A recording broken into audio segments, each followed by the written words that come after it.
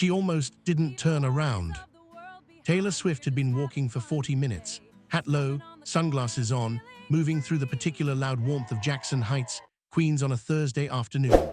She had walked past empanada stands and sari shops, and a barbershop playing cumbia through its open door, and a woman selling mangoes on ice from a cart, and approximately 300 people who had not given her a second look, which was precisely the point. She had 3 hours before anything was required of her. She intended to use them being anonymous in one of the most beautifully unanonymous neighborhoods in New York City. She was almost past him when she heard it. Not the guitar first, the voice, and specifically the moment the voice shifted mid-phrase, mid-breath from English into Spanish, the two languages folding into each other the way two rivers meet, each carrying its own color into the confluence. She stopped. Her foot was mid-step. She put it down and stood still on the sidewalk while people moved around her and listened. She turned around. If you've ever heard a song that made you forget where you were going, subscribe and turn on notifications. Every week, we find the moments when music stops everything. To understand what happened on that corner of Roosevelt Avenue on a Thursday afternoon in June 2026, you have to understand who Rafael Morales was. Not what his guitar case said, because it said nothing, no name, no sign, nothing but the case itself sitting open on the pavement with $11 and some coins in it. You have to understand where the music came from. And that story begins 6 years earlier, 2,000 miles away, in a city called Guadalajara. Rafael Morales had been playing guitar since he was 7 years old. This was not unusual in his family. His father played. His grandfather had played. His grandmother had sung at every gathering from weddings to funerals to the particular informal concerts that happened on Sunday afternoons in the courtyard of the house on Cal Hidalgo, when the cousins gathered and the food came out and someone inevitably picked up an instrument and the afternoon extended itself indefinitely into evening. Music was not something the Morales family did. It was something they were. It ran in them the way the Pacific ran through their city, constant, ambient, defining. Rafael was good, not good in the way that people say good to be encouraging, good in the way that silences conversations, good in the way that strangers stop walking. He had a voice that carried something unnameable, a quality that had nothing to do with range or technique and everything to do with the thing underneath technique, the thing that training can refine but cannot manufacture. Feeling, sincerity, the sense that what was being expressed had been earned. He played in Guadalajara's music scene through his 20s, small venues, festivals, the circuit of bars and courtyards that makes up a city's underground musical life. He was respected. He was loved by the people who knew him. He was, in the calculus of most musicians' lives, doing well. Then his daughter was born. Valentina arrived in 2018, small and loud and completely certain of her right to be in the world, and Rafael understood immediately that his life had reorganized itself around a new center of gravity. He wanted to give her things that Guadalajara, at that particular moment in his life, could not provide: stability, safety, a future that felt wide rather than narrow. He made a decision. He would go to New York. He knew a cousin there in Queens. He would work, save money, build something, and then bring Valentina and her mother, Claudia, to join him. He estimated 2 years. He had been in Queens for 6. The work had been harder than he expected, the savings slower, the bureaucratic and legal and financial complexity of the path he was trying to walk more intricate than anyone had described to him. He worked in a restaurant kitchen on weekdays, early shifts, and played music on weekends and on his days off. Not because it paid well, it didn't, not reliably, but because it was the only thing that made the distance feel survivable. He had developed over 6 years a particular style. He played Spanish songs in English. He played English songs in Spanish. He wove the two languages together within single songs, following the melody wherever it needed to go, trusting that the feeling transcended the words, that a person who spoke only English could hear a verse in Spanish and understand it in the part of themselves that predates language. He believed this completely. The sidewalks of Jackson Heights had confirmed it daily. He played on the corner of Roosevelt Avenue and 74th Street. He had been playing that corner for 4 years. The vendors knew him. The shop owners knew him. The woman who sold mangoes on ice had begun bringing him a small cup of horchata every morning when she set up her cart. without being asked, because that was the kind of neighborhood this was, and Rafael was the kind of person who inspired small, unrequested kindnesses. On the morning Taylor Swift walked past, and then stopped, Rafael was playing a song he had written himself. It was called El Mismo Cielo, the same sky. He had written it the previous winter, during a phone call with Valentina that had been particularly hard, one of those calls where his daughter asked questions he didn't know how to answer, and he understood for the first time that she was growing up in his absence in ways that would not wait for him. The song moved between English and Spanish, as his thoughts had moved that night. Between the life he had here and the life he had left, between who he was in this city and who he had been in the courtyard on Cal Hidalgo on Sunday afternoons. It was not a performance song, it was a survival song. He played it when he needed to remember why. He was deep inside the second verse, the Spanish section, where the melody opened up and his voice had room to move, when he noticed the woman who had stopped on the sidewalk. He noticed her the way street musicians learn to notice things from the periphery of their focus without breaking the song. Tall, baseball cap, sunglasses, standing completely still in the flow of pedestrian traffic, with the particular stillness of someone who has been caught by something and cannot immediately move. He kept playing. Taylor stood still for 43 seconds. She counted them later, approximately, reconstructing the moment in the way that significant moments invite reconstruction. She heard the English verse first, warm, clear, a voice doing something original with a melody she didn't recognize. Then the shift. The Spanish verse, the same melody opened differently, the vowels rounder and longer, the emotion somehow both more exposed and more contained. The two languages not competing, completing. She had grown up hearing Spanish. The family who had lived next door to her childhood home in Hendersonville had spoken it. The woman who had helped her mother around the house for most of Taylor's early years had sung in Spanish while she worked, quiet songs that filled the rooms they moved through.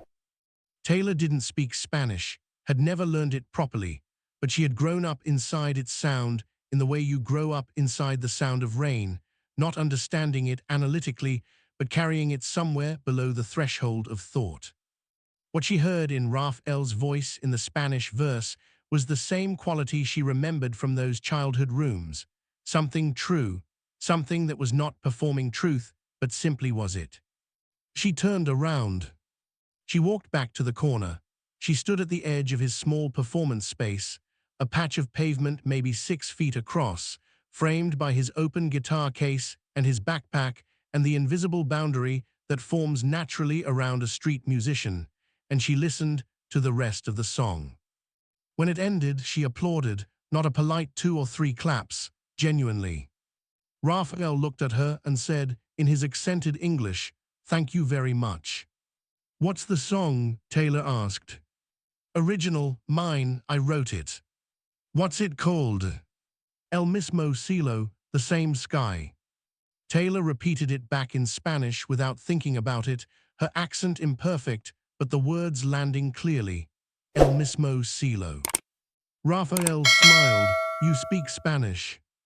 "No," Taylor said, "just that phrase. Someone I knew when I was growing up used to say it. On the phone to her family, same sky, like a goodbye." Rafael nodded. "Yes, that is the idea. We are far from the people we love, but we see the same sky." He paused. "Same moon, same stars." Taylor was quiet for a moment. Around them, the sidewalk moved. A bus passed on Roosevelt Avenue. The mango vendor's ice machine hummed. "Can I play something with you?" Taylor said. Rafael looked at her with the cautious assessment of a musician who has been approached by strangers before and knows it can go various ways. "You play." "A little," Taylor said. Rafael reached into the backpack beside him and produced a small ukulele, not his main instrument, a backup he carried in case someone wanted to join in, because this happened occasionally on this corner in this neighborhood, which was that kind of place. He held it out. Taylor took it. She adjusted the tuning by ear in about 6 seconds, which was the moment Rafael's assessment shifted. "You play more than a little," he said. "I dabble," Taylor said. "What do you want to play?" Taylor thought for a moment. Then she said, in Spanish, carefully, from somewhere in her memory, El mismo cielo. Rafael stared at her.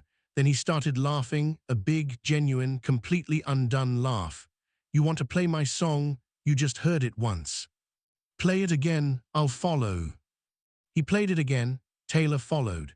She picked up the chord progression within the first 4 bars and began adding to it, not leading, not competing, but doing what she had done all her life in musical conversations, listening first, then speaking in the language she found. Her voice joined his at the bridge, finding a harmony that had not existed in the song before, that fit so naturally. Rafael's playing stuttered for half a second from the surprise of it. By the second chorus, 3 people had stopped to watch. By the verse, 12. By the time they reached the Spanish section, Rafael singing in Spanish, Taylor humming the melody beneath him, the 2 voices doing the same thing the 2 languages did, completing each other. A crowd of 40 people had gathered on both sides of the pavement, and someone near the back had taken out a phone. They did not know who Taylor Swift was yet. This crowd, on this corner, in Jackson Heights at 2 in the afternoon, they responded to the music first. They responded to the quality of what was happening between these 2 musicians. A woman near the front began to cry quietly, for reasons she would have had difficulty articulating, which is the most honest kind of crying. Rafael found out who she was at the exact moment. The woman selling mangoes from her cart said loudly, in a mix of Spanish and English, "Dios mío, esa es Taylor Swift." He had been watching the crowd grow. It was at approximately 80 people now, spilling off the sidewalk, and he heard the name and looked at the woman beside him. She had pushed her sunglasses up. She was not hiding anything anymore. She was just playing. Taylor Swift, he said, not a question, a recalibration. Rafael Morales, she said back, same tone. He kept playing. What else do you do? The crowd, which had been responding to the music, now tripled in approximately 90 seconds. The particular velocity of recognition moving through a crowd is unlike anything else. It has its own acoustic quality, a rising frequency of gasps and half-formed words, and the sound of 100 phones appearing simultaneously. The sidewalk became impassable. A produce vendor from across the street came to his doorway and watched. The barbershop that had been playing cumbia turned its music off. Taylor and Rafael played 3 more songs. They played La Bamba because someone in the crowd shouted it and they both knew it, which seemed like sufficient reason. They played a Taylor Swift song that someone else requested, which Rafael did not know but picked up verse by verse as Taylor played it, his version rougher and more acoustic than any recorded version, which made it better. And they played El mismo cielo a second time, the whole crowd quiet now, the street quiet, the city somehow briefly and impossibly quiet. The song about the same sky doing what Rafael had written it to do, closing distances, making absence feel survivable. When they finished, the applause from what was now several hundred people on both sides of Roosevelt Avenue was the kind that doesn't immediately stop. The kind that people sustain, because stopping it would mean the moment is over. Taylor looked into the guitar case. In 40 minutes, it had gone from $11 to something unrecognizable, bills in multiple currencies, a small handwritten note in Spanish that said simply, "Gracias," a business card from a record producer who had been walking to lunch and redirected. "Can I ask you something?" Taylor said to Rafael. "Yes. El mismo cielo, who is the same sky for you?" Rafael looked at her for a moment. Then he told her about Valentina, about the phone call in winter, about 6 years, about the savings account and the legal process and the courtyard on Cal Hidalgo and the Sunday afternoons that he replayed in his memory so often they had begun to feel like a film he had memorized. Taylor listened to all of it. "How long?" she said when he finished. "Until I can bring them, maybe 1 more year, maybe less if things go well." Taylor was quiet. The crowd had given them a small space, the instinctive privacy that people afford to real conversations, even in public places. "Things are about to go well," she said. What happened in the following 72 hours was the kind of thing that happens when a video goes viral, with the particular combination of elements that cuts through every demographic and cultural barrier simultaneously. Genuine talent, unexpected encounter, real emotion. A crowd responding authentically, 2 languages, 1 melody. The video, filmed first by a teenager who had been waiting for a bus and nearly missed her stop, had 11 million views by midnight. By morning, it had been shared by musicians and journalists and ordinary people in 16 countries. In Mexico City, a morning radio show played El Mismo Cielo in its entirety, and the hosts didn't speak for a few seconds afterward. Rafael Morales had 400 Instagram followers when he left his corner that Thursday afternoon. He had 400,000 by Friday morning. The record producer, whose business card had landed in the guitar case, called the following morning. They met for coffee. The conversation lasted 3 hours. A deal was signed 6 weeks later. But before any of that, before the Instagram numbers and the producer meetings and the interview requests from publications in 3 languages, Taylor did something that did not make the news because it happened privately. In the late afternoon of the day they met, in a small office above a music venue on a side street in Manhattan. She called James, the senior member of her coordination team, and told him to find out what Rafael needed, not what he wanted for his career, what he needed.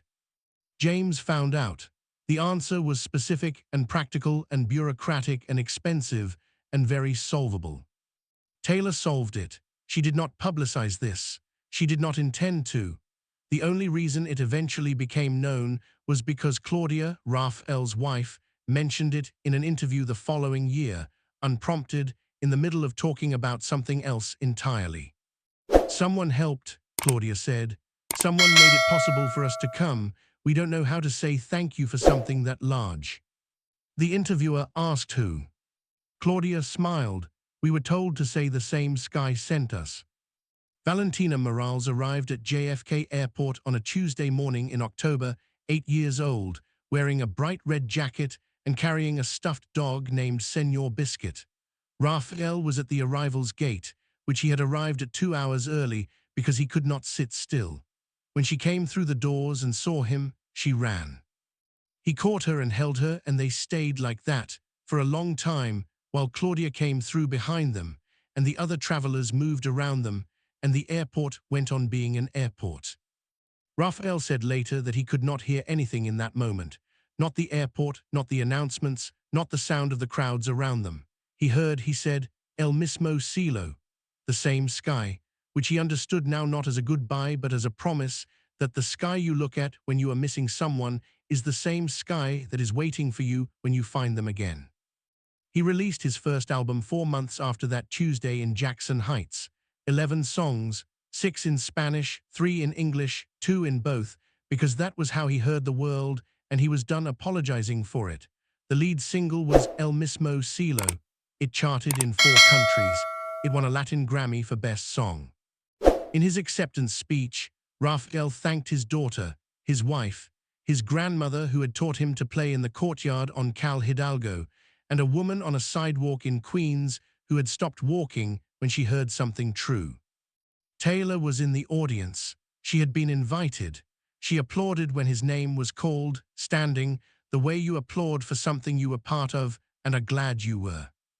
And there we have it, a story that reminds us that the most important moments in a career are often not the ones that are planned. They are the ones that happen in the 43 seconds when you could have kept walking and you don't. Taylor Swift chose to turn around. On a sidewalk in Queens, surrounded by people who did not know who she was, she heard something true and let it stop her. She did not calculate what it would mean. She did not think about what it would look like. She heard a man singing in 2 languages about the same sky and understood instinctively that this was music doing what music is supposed to do, crossing distances, making absence feel survivable, saying the things that don't have words in any single language. What strikes me most about Rafael's story is the specific courage of continuing. 6 years, a corner of pavement, $11 in a guitar case. He kept playing not because it was working in the conventional sense, it wasn't yet, but because it was the only thing that made the distance between himself and his daughter feel like something he could cross. He played, el mismo cielo, as a way of being in two places at once. As a way of being, for a few minutes each day, both the person he was here and the person he was there. That is what music does at its most essential. It holds the distance. It keeps the shape of what you love while you are away from it. And sometimes, not always, but sometimes, it plays long enough and loud enough and true enough that it finds its way to someone who can help you close the gap. Valentina is 9 years old now. She speaks English with a Queen's accent that delights her father. She is learning guitar.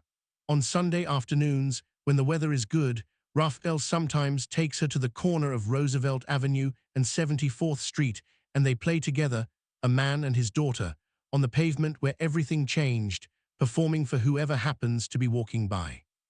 The mango vendor still brings horchata without being asked. Some things should not change. And if you walk past that corner on the right afternoon and hear a voice moving between English and Spanish mid-song, two languages woven together like they were always meant to be in the same melody, stop. Turn around. Listen. You never know who else is listening.